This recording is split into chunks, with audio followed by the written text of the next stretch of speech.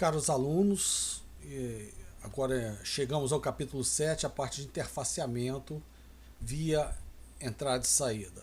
Qual o objetivo deste capítulo? Introduzir a vocês métodos de projeto de hardware que se comunica com uma CPU.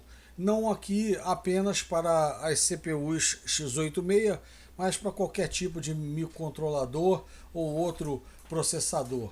Tá? Métodos de endereçamento de projetos de dispositivos de interface.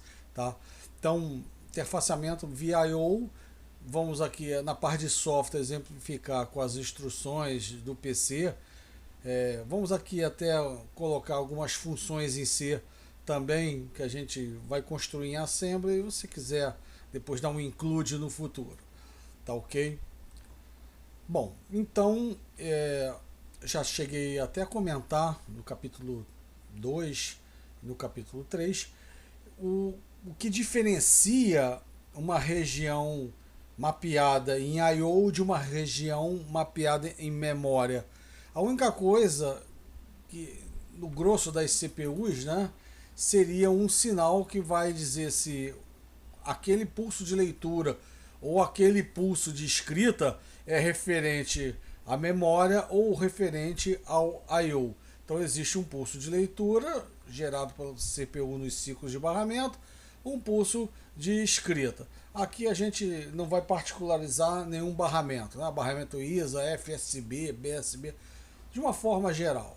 Tá? Então, as CPUs de uma forma geral tem um sinal que é memória ou I/O, ou seja, você vai acionar uma região de memória ou uma região de I/O. Tá? Então, por agora, a gente vai criar dois sinais, que são os sinais de leitura em I/O e o escrita em I/O, I/O read, I/O write. Esse asterisco aqui significa que ele é ativado em nível baixo, é um pulso em nível baixo. Como é que a gente vai convencionar? Enquanto esse pulso estiver em nível baixo, a gente está lendo um periférico, esse I/O read aqui, a gente está lendo um periférico. E o I/O write, a gente já vai fazer o seguinte, o momento da gravação tem que ser na borda de subida dele, tá? Na borda de subida. Você lê enquanto está em nível baixo ou grava quando ele transiciona de 0 para 1. Mas ele é um pulso curto, tá? Qual o tamanho do pulso aí depende do barramento, tá? Depende da velocidade da CPU, da UFSB e por aí vai. Então, memória, quanto que eu endereço? Depende do processador. Os processadores mais atuais têm barramento de endereços de 40 a 52 bits. Esses que incorporaram a arquitetura 64 bits. 40 a 52. 52 bits pode endereçar até 4.096 terabytes. Tá? Os processadores de 32 bits, 4 gigabytes de endereçamento. De memória. I/O é só 64K, 16 bits. Não importa, não existe I/O de 64 bits, eu já falei com vocês. Por quê? Porque, poxa, quando a CPU de 64 bits ela pode rodar sistemas de 32 bits, o periférico vai deixar de funcionar. Porque 64 bits só funciona em modo 64. Tá? Então, I/O, então, decidiu-se que até 32 bits. Ok? Então, mapeamento é 64K periféricos na família x86. Tá ok?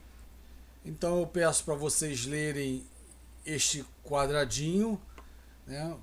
Nomes que a gente dá para I/O são os nossos dispositivos periféricos, né? Como placa de vídeo, placa de rede, dispositivos USB, quaisquer outros dispositivos que não sejam memória que estão conectados ao seu computador. Tá? Então só dá uma lidinha nesse quadradinho aqui. Tá? Então a gente viu que quando a gente acessa a memória, usa aquelas instruções normais que tem um colchetezinho, que está dentro do endereço de memória.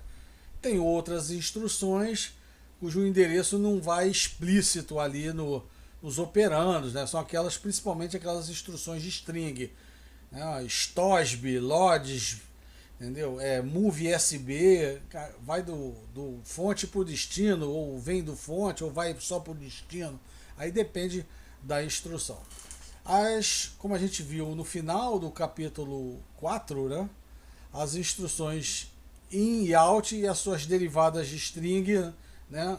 Aqui in e out é quando o dado entra ou sai do processador pelo acumulador, e aqui quando vai direto da memória para o I/O ou vice-versa, tá? INSE ou AUS. Os nossos projetos que a gente vai fazer nesse capítulo aqui, eles vão herdar a ideia do barramento ISA original, né? Foi um barramento muito importante na história da computação. Ele viveu uns 20 anos, né? Os computadores vinham de 84 a 2004, né? Então o barramento tinha as linhas de endereço, as linhas de dados e algumas linhas de controle, né? O barramento ISA não é mais usado, mas existem chips, por exemplo, barramento PCI que tem no seu computador. Existem chips que são as pontes escravas. Eles transformam todo aquele barramento complexo num conjunto de linhas simples do jeito que era o barramento ISA. Então, você tem hoje chips, por exemplo, no capítulo de USB, tem lá o USBN 9603, foi o chip que eu usei no projeto fim de curso. Ou os equivalentes para as versões seguintes do USB. O USB é um barramento extremamente paralelo, né? Então você tem um barramentão paralelo ali e serial ali, desculpa, eu falei paralelo, serial. O USB é um barramento serial. A comunicação é serial, só que quando você vai trabalhar com os dados, você vai trabalhar de forma paralela. Ele vai gerar para você trabalhar no seu periférico, um barramento paralelo, né? O endereço, o dado. Então você paraleliza, existe uma ponte escrava que vai fazer essa interface. Então os conceitos que a gente vai fazer aqui vão copiar a forma intuitiva do barramento ISA, porque existem chips comerciais que fazem essa interface para simplificar o projeto para vocês, tá? Como eu falei aqui, tá nesse parágrafo, né? Existem vários periféricos, né? Controlador USB, controlador de redes, etc. Tá? Ou PCI, o ISA desenhado. A gente vai ver agora nessa figura. Esse aqui é um esquema de I/O hoje em dia, né? Então, o I/O pode aparecer se comunicando com a CPU de várias formas. Então, por exemplo, aqui onde tem um cinza meio escuro, né? O mais escuro é a CPU, meio escuro está dentro do chipset. Então você tem alguns I/Os que estão dentro do chipset, sobretudo ali na ponte sul, aqueles periféricos mais basicaços que foram incorporados, né, on-board na tua placa-mãe.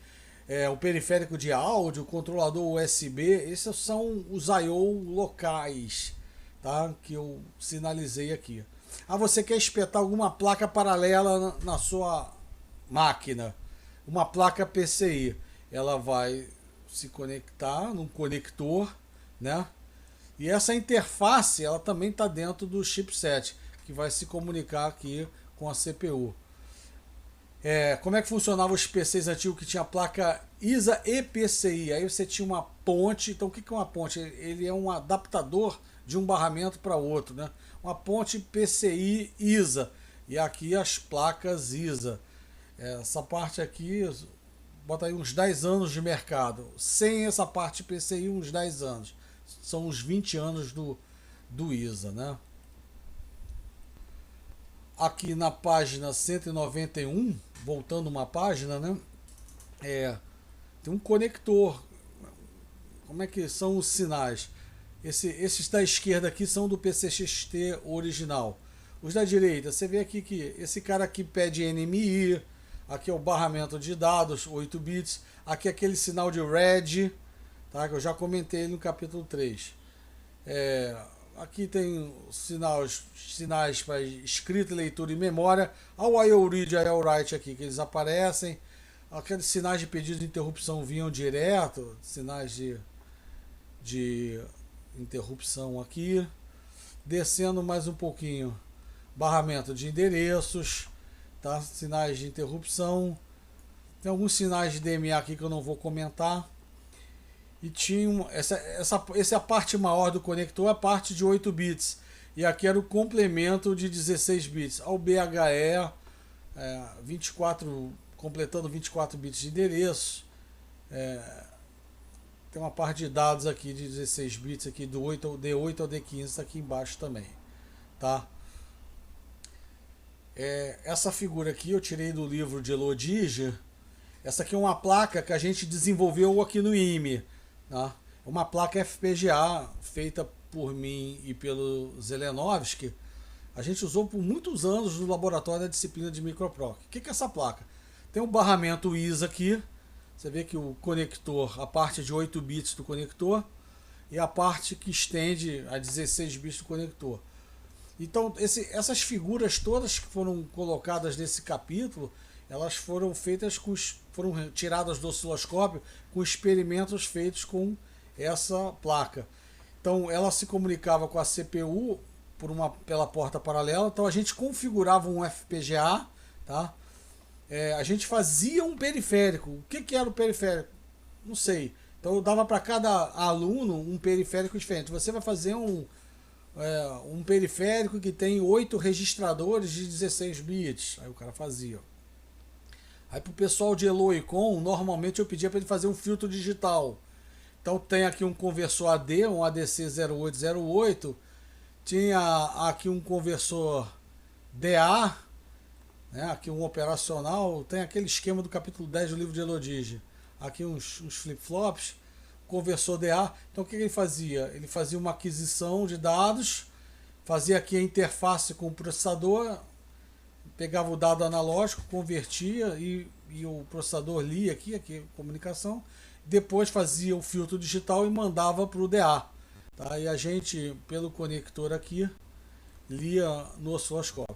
Aqui era só programação. Esse DI aqui eram os dados seriais que configuravam o FPGA, tá? Então isso aqui é um exemplo de uma placa em barramento ISA. Uma placa em barramento PCI que foi usada para alguns experimentos vai aparecer no capítulo de PCI mais à frente. Mas essa placa aqui foi muito legal. Muita gente gostou dessa placa e passou a usar em alguns experimentos em cursos aí no Brasil afora. Tá? A gente fecha então esse primeiro videozinho aqui com essa introdução, né? Do que são placas de interface. No nosso laboratório a gente vai fazer, eu separei o pessoal da SE3 fazer comunicação Bluetooth, USB, e o pessoal da SE9 fazer o módulo Wi-Fi mais voltado para a área de programação. Tá? Então a gente não trabalha mais com I/O no nosso laboratório como fez no passado. Então a partir do próximo vídeo a gente vai ver essa parte de endereçamento, de montagem, de como é que eu vou mapear os periféricos na arquitetura PC. Então forte abraço, até daqui a pouquinho quando eu for gravar o segundo vídeo.